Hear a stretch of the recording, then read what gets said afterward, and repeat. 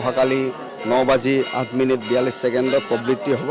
প্ৰবৃত্তিৰ পৰা 3 দিন 3 ৰাতি এই মহাযোগ চলিব আৰু নিবৃত্তি হ'ব 26 তাৰিখে ৰাতিপুৱা স্নান পৰ্ব পূজা পৰ্ব হোৱাৰ পিছত নিবৃত্তি হ'ব। চাওক VVIP আহিব পাৰে, আমাৰ তাতে বৰ্তমানলৈকে কোনো ধৰণৰ ইনফৰমেশ্যন অহা নাই, কিন্তু যিটো 26 তাৰিখে যিটো খুলিব মন্দিৰ নিবৃত্তি হ'ব তাতে কোনো VIP আৰু VVIP নাথাকে। জেনেৰেল মানুহৰ কাৰণে প্ৰিফাৰেঞ্চ ৰখা গৈছে যাতে ভক্তগণ ইমান ৰাতিৰ পৰা খাৰা হৈ থাকে যাতে কোনো ধৰণৰ অসুবিধা নহয়, তাৰ কাৰণে আমি ব্যৱস্থা ৰাখিছোঁ। সেইদিনা 26 তাৰিখে যিদিনা দৰ্শন কৰিব তেওঁলোকক টোকেন দিয়া যাব। নিৰ্দিষ্ট আমাৰ জেগা কৰিছোঁ, সেই জেগাত এটা বংশী বাগান বুলি আমাৰ জেগা আছে, সেই জেগাটোত আমি নিৰ্দিষ্ট এটা ব্যৱস্থা ৰাখিছোঁ যাতে খোৱা পানীৰ পৰা খাদ্য সামগ্ৰীৰ পৰা বাথৰুমৰ পৰা মেডিকেল ইয়াৰ পৰা গোটেইখিনি আমি ব্যৱস্থা ৰাখিছোঁ তাতে যাতে কোনো ভক্ত অসুবিধা নাপায়। আৰু সেইদিনা 26 তাৰিখে যিহেতুকে মাৰ দৰ্শন ভগৱতী কৰিব পাৰিব তাৰ কাৰণে আগৰ পৰাই আমাৰ এটা প্ৰস্তুতি থাকিব। যোৱাবেলি আমি 7 লাখ এটা এয়া পাইছোঁ, সংখ্যা এটা পাইছোঁ, 7 লাখৰ ওপৰত হৈছে। এইবাৰ কিন্তু তাতোকৈ বেছি হ'ব যেন লাগিছে, কাৰণ এতিয়া যোৱা 15 দিন 20 দিনৰ পৰা যিটো লালি নিচিঙা যিটো ভিৰ হৈছে প্ৰাংগণতে কোনো ধৰণৰ জেগা নাথাকে, গতিকে আমি ভাবিছোঁ যে এইটো 8 লাখ 9 লাখ 10 লাখলৈকে ক্ৰছ কৰিব পাৰে। গতিকে সেনেকৈ ধৰণৰে আমি ব্যৱস্থাবিলাক ৰখাৰ ব্যৱস্থা কৰিছোঁ আৰু আমি আসাম গভৰ্ণমেণ্টৰ লগতো সুবিধাবিলাকৰ কথা জনাইছিলোঁ আৰু তেওঁলোকে খুব সুন্দৰভাৱে ব্যৱস্থাবিলাকো কৰি দিছে।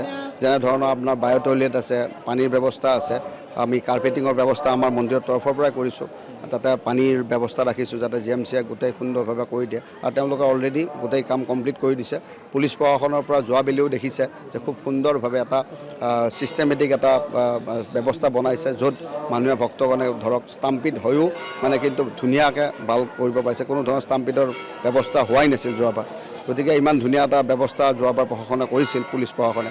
এইবাৰো আমি তেওঁলোকক মানে অনুৰোধ কৰিছোঁ যাতে ভালকৈ ব্যৱস্থাটো কৰে আৰু তেওঁলোকে এতিয়ালৈ ৰিপৰ্ট কৰা দেখা গৈছে, গতিকে নিশ্চয়কৈ আমাৰ ব্যৱস্থাবিলাক খুব সুন্দৰ হ'ব বুলি মই ভাবোঁ। 9:08:42 এটা টাইম যিটো থাকে প্ৰবৃত্তি সেইটো ফিক্স থাকে।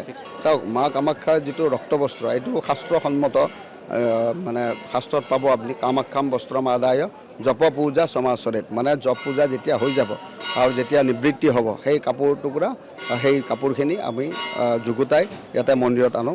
আৰু যিহেতুকে এইটো অকল আমাৰ মন্দিৰৰ যিবিলাক ৰেজিষ্টাৰ্ড আছে, যিবিলাক পুৰোহিত আছে, পাণ্ডা আছে, তেওঁলোকৰ পৰাই যাতে সংগ্ৰহ কৰে, অন্য দুষ্ট চক্ৰত নপৰে, কাৰণ এইটো কাপোৰ বেলেগে দিবই নোৱাৰে, কোনো ইয়াতে উপায়ে নাই, কাৰণ যিটো আমাৰ পাণ্ডা পুৰোহিতে দিব সেই কাপোৰ টুকুৰাহে তেওঁলোকে পাব। তেওঁলোকে যিটো কাপোৰ দিব সেইটোতো সামান্য সৰু টুকুৰাই হ'ব, কাৰণ এইটো বস্ত্ৰটো বহুত ডাঙৰ নিদিয়ে, সামান্য টুকুৰা, সেই টুকুৰাৰ পৰা কেনেকৈ দিব বেলেগক। নিশ্চয়কৈ এই দুষ্ট অসাধু যিবিলাক ব্যৱসায়ী আছে সেইবিলাকে এইবিলাক বহুত জেগাত আমি শুনি থাকোঁ লাখ লাখ টকা লৈ কিনে তেওঁলোকে এটা বেপাৰ চুৰু কৰি দিছে। বহুতে অনলাইনো কাপোৰ দিয়া বুলি আমি শুনিব পাৰিছোঁ। গতিকে এনেকুৱা ধৰণৰ অসাধু চক্ৰত যাতে কোনো নপৰে, আৰু এইবিলাক একদম ৰিউমাৰ, কামাখ্যাৰ বস্ত্ৰ কোনেও দিব নোৱাৰে, অকল কামাখ্যাৰ পুৰোহিত পাণ্ডা আছে যিবিলাক আছে, যিবিলাকে ৰেজিষ্টাৰ্ড হয় তেওঁলোকেহে পাব।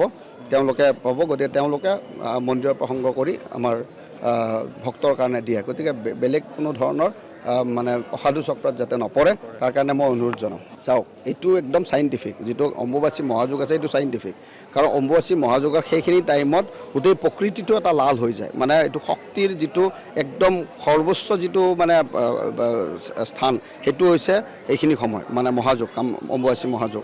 গতিকে এই মহাযোগত তাৰমানে সেইখিনি সময়ত বিশেষকৈ এই শক্তিটো বিৰাজমান থাকে। গতিকে ব্ৰহ্মপুত্ৰ পানী লাল হৈ যায় বা তেনেকুৱা ধৰণৰ বগা কাপোৰ দিলে ৰঙা হৈ যায়, এনেকুৱা ধৰণৰ কোনো কথাই নাই। শাস্ত্ৰসন্মত যিটো শাস্ত্ৰত লিখা আছে, কালিকা পুৰাণত যেনেদৰে লিখা আছে ঠিক তেনেধৰণে মানে আমাৰ ছিষ্টেমবিলাক হয়। আৰু ব্ৰহ্মপুত্ৰ নিজেই লাল, মানে এইটো লোহিত্য বুলি কয় ব্ৰহ্মপুত্ৰ, আন এটা নাম হৈছে লোহিত্য। লোহিত্য মানে ৰঙা, ব্ৰহ্মপুত্ৰ ৰঙা নদীয়ে, ব্ৰহ্মপুত্ৰৰ কালাৰেই হৈছে লাল। গতিকে শক্তিৰ চিম্বল হৈছে লাল, ৰঙা, শক্তিৰ চিম্বলটো ৰঙা, গতিকে ৰঙা কাপোৰে দিয়া যায়, কোনো বগা কাপোৰ দিয়া নাযায়, ৰঙা কাপোৰে দিয়া যায়। আৰু এইটো একদম শাস্ত্ৰসন্মত দিয়া যায়, বেষ্টন কৰি ৰখা যায়। গতিকে এই বেষ্টন কৰি ৰখাৰ পিছত যেতিয়া নিবৃত্তি হৈ যায় মানুহৰ কাৰণে দিয়ে, গতিকে এই ৰঙা বস্ত্ৰই দিয়া যায়, ৰঙা বস্ত্ৰই প্ৰসাদ হিচাপত দিয়া যায়। আৰু কোনো ধৰণৰ এইবিলাক যে ইউটিউবত ওলাই থাকে এইবিলাক একেবাৰে মিছা কথা।